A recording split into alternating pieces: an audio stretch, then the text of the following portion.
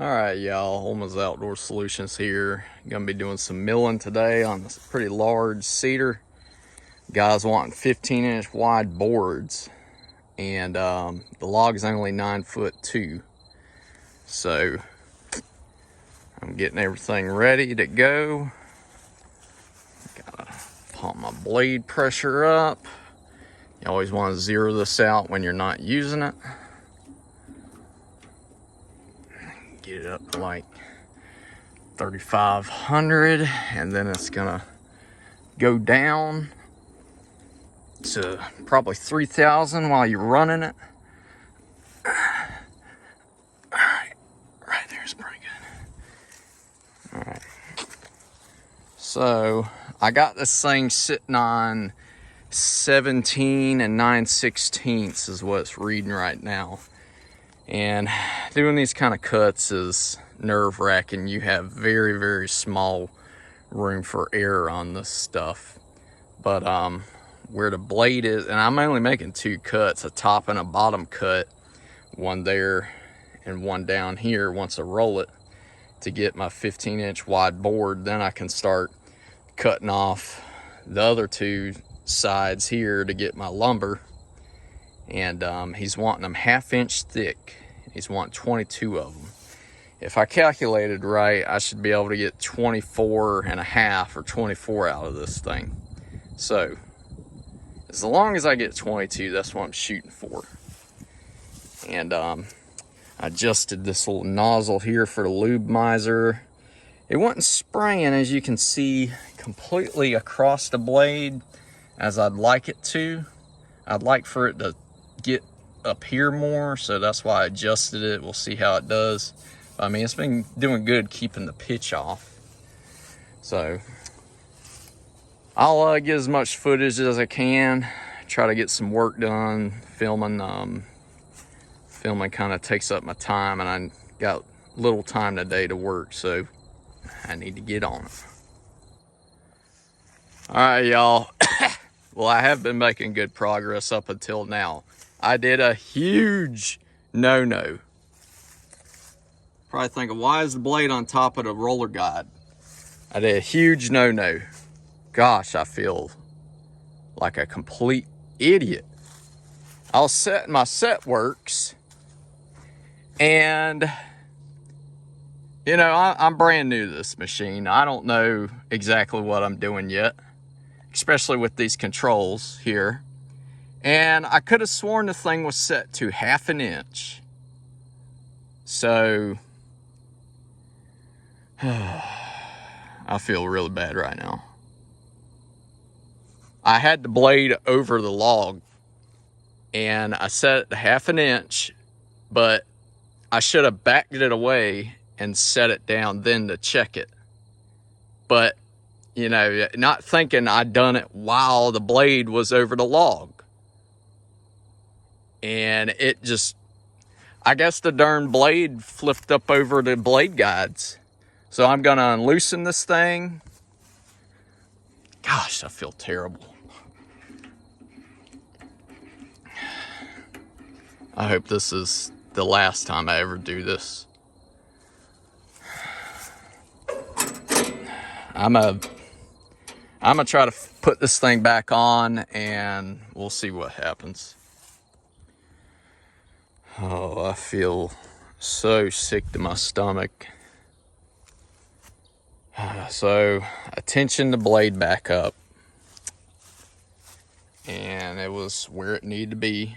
I turned on the auto clutch, the blade started running, and then it completely lost all pressure and the blade popped off. So I assume when I did that auto down, it compressed this block here to tighten the blade, and I know there's O-rings and stuff inside of this thing. I'm sure it blew them out because I was trying to program 1/2 inch, and I really, really wish it would have went down 1/2 inch, but it went way further down than 1/2 inch.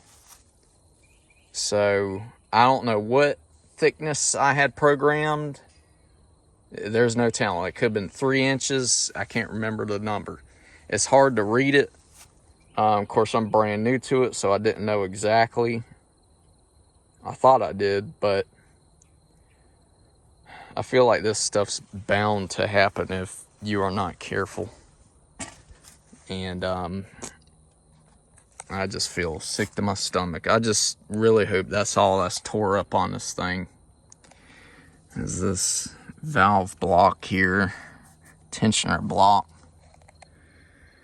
Oh my gosh. I really don't know what to say. I hope this is a learning lesson for other people out there that are brand new to this kind of sawmill, not to make this kind of mistake, because you're really gonna regret it. I mean, it done chewed up this right here. Brand new sawmill.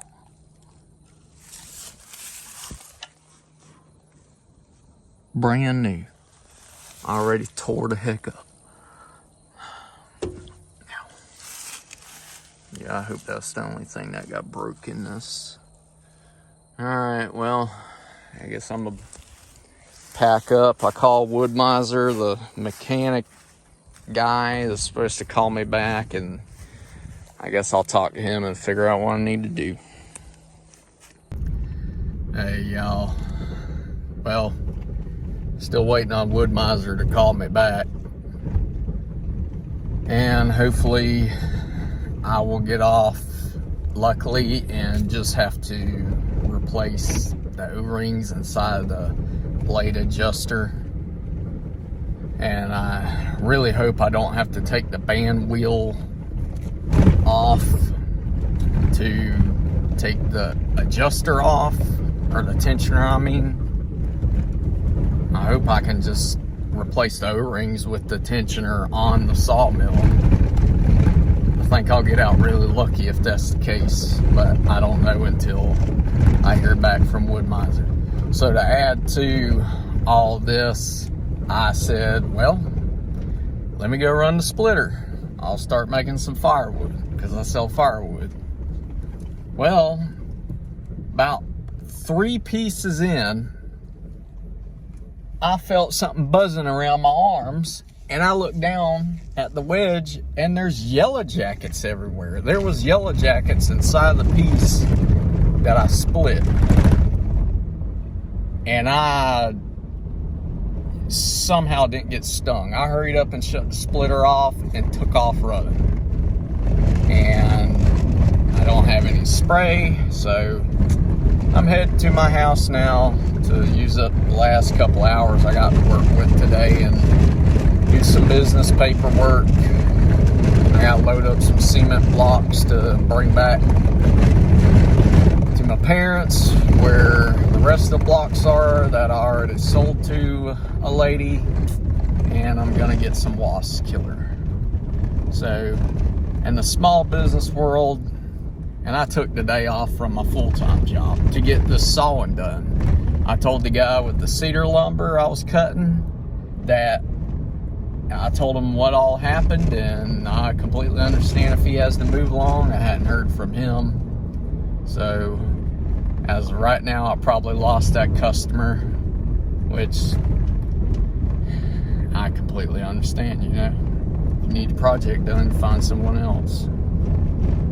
So, I'm just today has just been one of those days. I'm ready to get it over with and move on to tomorrow. Hopefully it'll be a better day. That just goes to show, in the small business world, just one thing can throw your entire day off. And it's, you gotta be able to pivot fast if you run a small business, because anything can happen at any moment and just change everything. So this is going to be the end of this video. It's starting to get longer. So until next time, hopefully I'll be sawing.